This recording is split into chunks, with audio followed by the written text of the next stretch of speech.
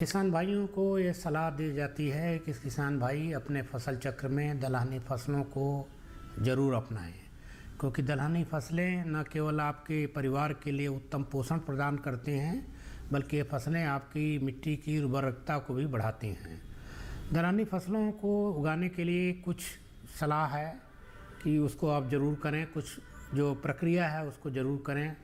जैसे कि दलहनी फसलों को उगाने के लिए ये बहुत ज़रूरी है कि आप एक उचित प्रजाति का ही बीज लें, उचित प्रजाति का क्वालिटी बीज जिसको कहते हैं उन्नतशील बीज आप ज़रूर लें। और इस उन्नतशील बीज को आप जो है उसका ट्रीटमेंट करें, फफूंदी नाशक से इसका ट्रीटमेंट करें। उसके बाद जो बीज है खेत अच्छी ढंग से तैयार कर लें और खेत में जो बीज को पंक्तियों में बोएं।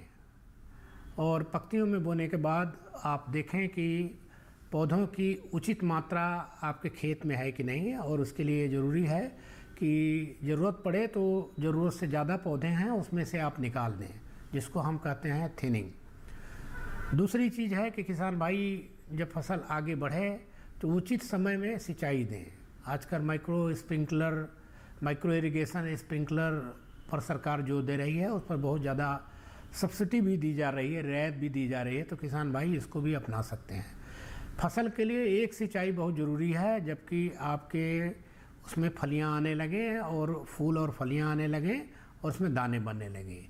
इसके यदि एक सिंचाई उस समय पर अपना ज़रूर बचा के रखें, क्योंकि यदि आप ऐसा करते हैं तो उत्पादन को आप 25 से 30% तक बढ़ा सकते हैं। किसान भाइयों को ये भी सलाह दी जाती है कि कुछ दलहनी फसलें जैसे अरहर है या चना है, उसमें एक बहुत ही एक ऐसा कीट लगता है जो बहुत ज़्यादा नुकसान पहुंचाता है। इस कीड़े को जो फली बेधक कीट बोलते हैं, इसलिए उसको IPM जो हम कहते हैं इंटीग्रेटेड पेस्ट मैनेजमेंट, इसके लिए ज़रूर करें। हर एक स्टेप पर आप ध्यान रखें कि कब कितना कीड़ा आ रहा है और कैसे जा रहा है। और वो होने के बाद जो है यदि आपकी फसल जब पक कर के तैयार होती है तो उस समय देखें कि जब उचित मॉइस्चर है, नमी है, तभी फसल को काटें। जिससे नॉर्मली हम कहते हैं कि जब 10 से 12% यदि मॉइस्चर है उस समय काटें और ला करके उसको आप इस तरह से साफ़ करें ताकि और ग्रेडिंग कर लें, ताकि जो है आपको उसका उचित मूल्य मिले। और सबसे जो ज़्यादा ज़रूरत है दलहनी फसलों के भंडारण में है, दलहनी फसलों के भंडारण करने देख लें कि उसमें कुछ कीड़े तो नहीं है, उसका ट्रीटमेंट कर लें। और उसके बाद जो है ये ट्रीटमेंट करने के बाद ही बाहर नमी की मात्रा आप 10 से 12% कर लें, उसके बाद ही भंडारण करें।